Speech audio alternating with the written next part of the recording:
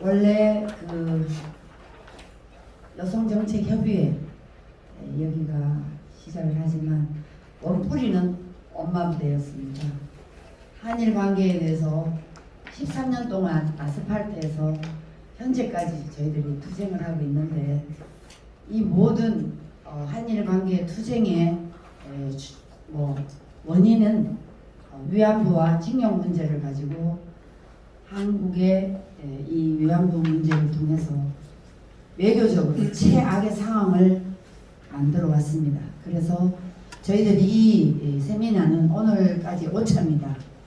그 전에 이 세미나는 저희들이 위안부 문제 이걸 가지고 세미나를 했었는데 지금 이제 윤석열 정부가 들어와서 한일 관계를 회복해가는 단계에 있기 때문에 저희들이 이 한일 관계가 얼마나 중요하다는 것을 새삼스럽게 저희들이 또 느끼게 됩니다. 그래서 오늘 우리 사회 이 한일 관계 또 정치 외교 이 전문가 교수님과 박사님들을 모시고 오늘 이 세미나를 한번 진행해 보도록 하겠습니다. 먼저 우리 이충근 박사님께서 말씀을 하시는데요. 일본과의 관계 개선 왜 필요한지 이거에 대한 이충근 박사님의 발언을 발제를 듣도록 하겠습니다. 네, 써주십시오. 네, 박수로.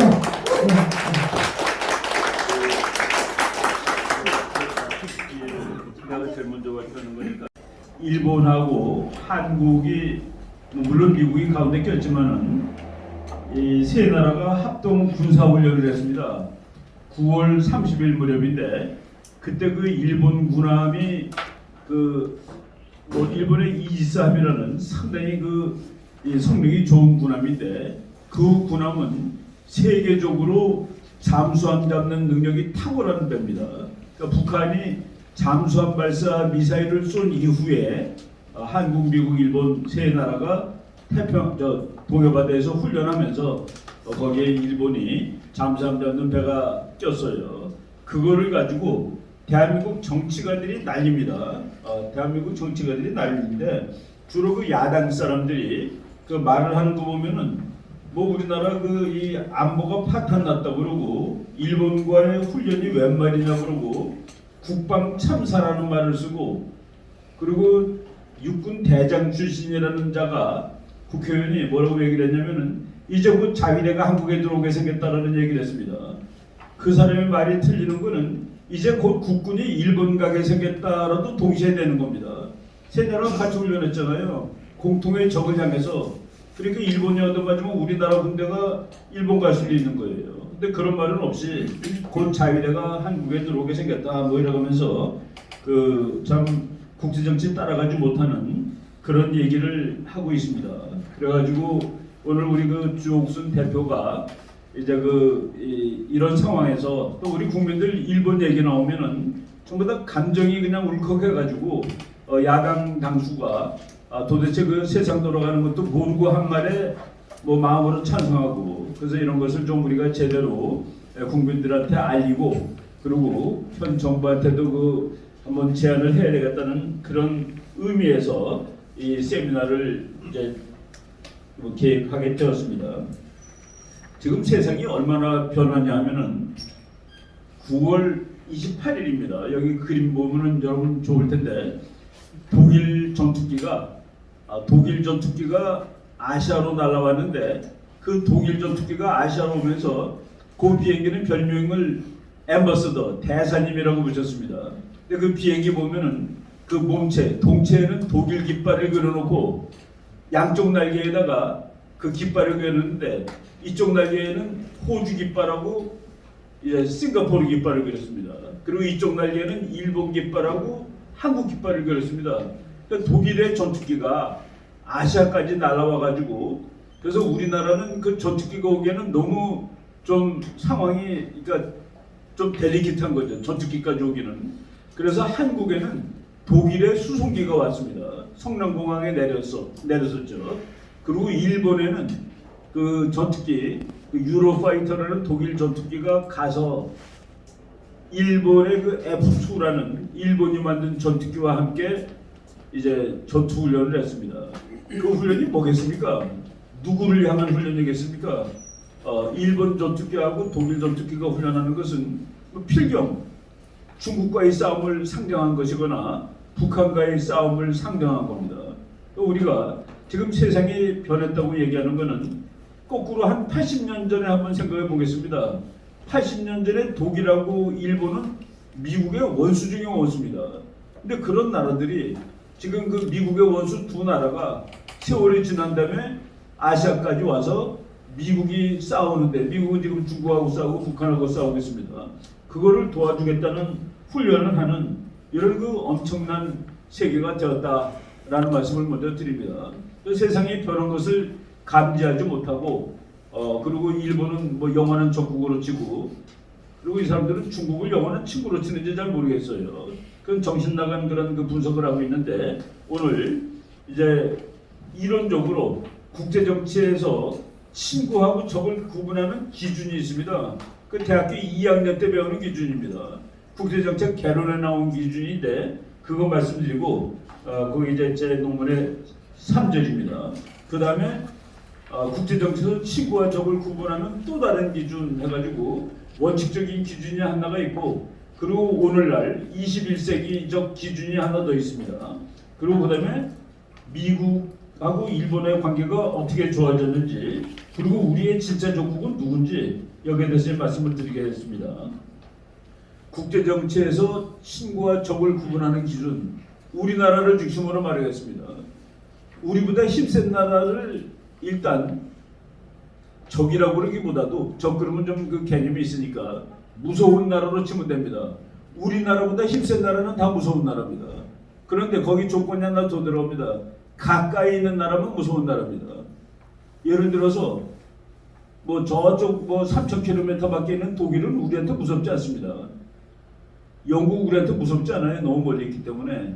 우리한테 무서운 나라는 우리 가까이 있는 우리보다 센 나라입니다. 우리 가까이 있는 우리보다 센 나라가 누굽니까? 일본하고 중국이에요. 그런데 그러면 일본하고 중국을 다 안보의 대상으로 하면은 그때는 문제가 생깁니다. 왜? 우리가 일본, 중국을 동시에 상대할 만큼 힘이 없으니까. 그래서 우리가 일본도 싫고 중국도 싫다, 둘 다를 적으로 한다 그러면 이건 안보의 파탄입니다. 왜? 우리 능력으로 안 되는 거니까. 그래서 이제 국제정치학의 세력균형 이론이라는 게 있는데, 그 세 나라가 있을 때 제일 센 나라를 적으로 두고 두 번째, 세 번째인 나라가 힘을 합치는 것이다. 이거는 국제정치의 철칙입니다. 그러면은 일본 있고 중국 있고 한국 있는데 중국이 지금 제일 셉니다. 그러니까 중국을 한쪽으로 놓고 일본하고 한국이 힘을 합치는 것, 이것이 원칙이라는 얘기입니다. 거기는 도덕이고 뭐고 국제정치는 없는 거예요. 옛날에 일본이 힘이 제일 셀 때는 우리가 중국 편에 였습니다. 심지어는 미국도 중국 편에 와가지고 일본하고 싸웠던 것이 2차 대전이죠. 예. 여기서 이제 그 영국의 파머스톤이라는 사람이, 파머스톤 경이죠. 그 사람은 외무장관도 되고 또 영국의 수상도 했는데, 영국의 외교 정책에는 영원한 친구와 영원한 적이 없다. 다만 영원한 친구가 있을 뿐이다. 라는 아주 그 명언을 남겼는데, 지금 우리나라 사람들은 일본을 영원한 적이라고 생각합니다. 일본은 70년 전, 80년 전에 분명히 적이에요. 근데 지금도 적은 아니다라고 우리가 좀 과감히 말을 해야 됩니다. 지금은 오히려 중국이 더 적이죠. 그래서 그 적을 가르는 기준에 의해서 우리는 지금 중국이라는 가장 그 무서운 나라에 대항하기 위해서 일본하고 힘을 합치는 것이 일단 맞는 이론이다라고 이론으로 말씀드렸습니다. 그 다음에 적을 구분하는 또 다른 기준이 있는데, 여기 이제 도덕이라는 요인이 들어가는 겁니다. 국가들이 끼리끼리 뭉칩니다. 끼리끼리.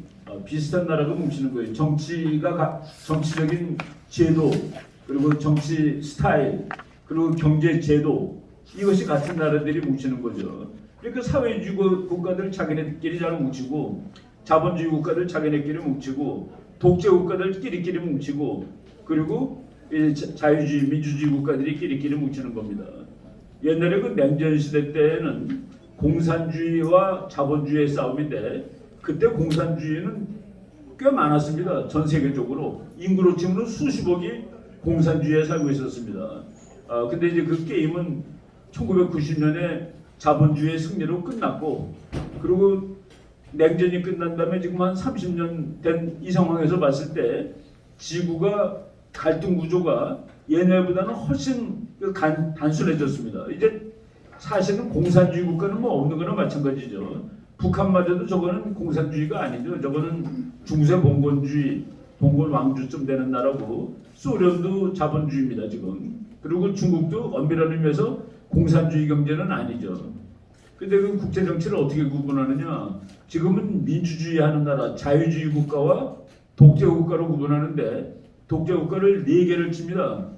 중국, 러시아, 이란, 북한, 요 정도가 한 팀이고, 그리고 지구 나머지 다가 이쪽 팀이에요. 대한민국은 당연히 이쪽 자유주의 팀에 껴 있는데, 그러니까 우리가 자유주의 팀에 껴 있는 일본은 대표적인 자유주의 국가입니다. 그러니까 우리가 일본하고 힘을 합쳐서 중국이나 북한한테 대항하는 것은 너무나도 당연스러운 일이라는 그런 얘기가 되는 것이죠. 조지 워싱턴 대통령이 이렇게 얘기했습니다. 우리가 그 국제정치학 공부하다 보면은 항상 영국의 파머스톤을 먼저 얘기를 하고, 영원한 친구도 영원한 적도 없다를 파머스톤이 한 말로 치는데, 사실은 조지 워싱턴 대통령이 더 먼저 얘기했습니다.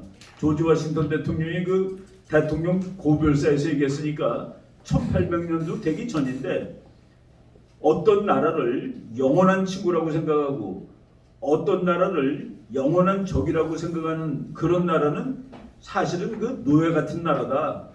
그러면서 그런 나라는 올바른 그 상황 변화에 따른 외교 정책을 할 수 없다라고 이제 비판을 한 적이 있는데, 지금 우리나라가 바로 그 벌써 200년 전에 조지 워싱턴 대통령이 얘기했던 그 교훈에서 그 교훈도 지금 못 받아들이고 있는 그런 상태입니다.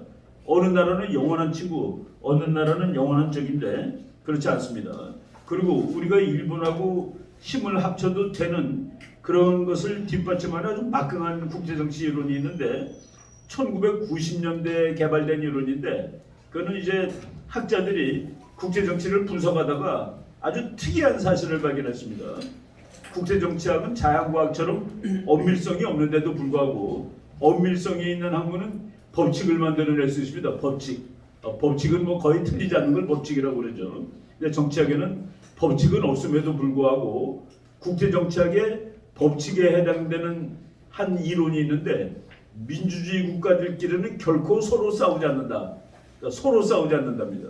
민주국가들은 전쟁하지 않는다는 절대로 아니에요. 미국 같은 나라가 민주주의인데 뭐 무수히 전쟁을 많이 했기 때문에 그 나라가 근데 보통 보니까 상대방이 항상 독재국가였더라는 그런 특기가 있죠. 민주주의끼리는 절대로 전쟁하지 않는다라는 그 놀라운 사실이 이제 발견됐는데, 그 이론이 깨지려면은 앞으로 어느 날 민주주의 국가끼리 전쟁이 터졌다 그러면 그 이론은 지금 망가져요. 근데 적어도 지금까지는 그 이론은 맞다는 얘기입니다. 일본하고 한국은 둘 다 민주주의 국가예요. 그러니까 데모크라틱 피스 티어리에 의하면은 일본하고 한국은 전쟁할 가능성이 0입니다. 전쟁할 가능성이 0인 나라와 군사훈련을 같이 하는 게 뭐가 문제가 되느냐는 그런 그 얘기를 할 수가 있겠습니다. 그 다음에 제가 이제 그 논문에 5번째, 미국은 일본의 군사력을 선한 힘이라고 선언했다. 저는 이 선언을 바이든 대통령이 지난 5월달에 한 겁니다. 5월달에 그 서울도 방문했고 동경도 방문했죠. 바이든 대통령이. 일본이 기시다 총리가 2025년까지 일본은 GDP의 2%로 국방비를 올리겠다라고 그랬습니다. 지금 일본이 GDP의 1%인데 그 국방비가 우리나라보다 절대액이 더 많습니다. 일본의 GDP가 우리나라보다 더 많으니까. 근데 그거를 2%로 올리겠다 그러면은 2025년까지 앞으로 3년 이내에 일본의 국방비가 2배로 늘어나는 겁니다. 그런데 미국의 바이든 대통령이 일본 총리께서 국방비를 대폭 증강시키겠다고 그래서 기쁘다. 그리고 일본의 힘은 미일 동맹과 더불어 동북아시아에서의 선한 힘이다 라고 얘기했습니다. 이것이 그 충격적인 이유는 뭐냐면은, 어느 나라의 힘이든지 군사력은 선하다라고 얘기하지 않습니다. 그리고 제가 이제 미국 학자들한테 이제 뭐 오랫동안 물어본 거가 뭐냐면은 이제 중국이 힘이 세지니까 일본을 키워줘야 되지 않겠느냐. 그 미국 사람들이 일본을 키워주겠다고 합니다. 일본의 힘은 어디까지 커야 되느냐? 라고 질문하면은 자기네들이 그게 딜레마라고 대답을 합니다. 일본의 힘이 어느 이상 커지면 미국한테 대되는 힘이 됩니다. 미국한테 대되는 힘이 되는 것이죠, 당연히. 그런데 2022년 5월 미국 대통령이 일본 와서 일본의 힘은 미국이 선한 힘으로 인식한다. 그 일본이 막 커지는 거는 괜찮습니다. 미국이 말이죠. 다른 나라의 군사력을 선한 힘으로 생각하는 건 아마 두 개일 겁니다. 이제 일본이 두 번째가 됐을 거예요. 첫 번째가 영국입니다. 영국. 영국은 아무리 힘이 늘어나도 지금 미국이 그 힘을 미국한테 두려운 힘이라고 생각하지 않습니다. 그러니까 영국이 유럽을 지배하는 건 미국이 가만 놔둘 거예요.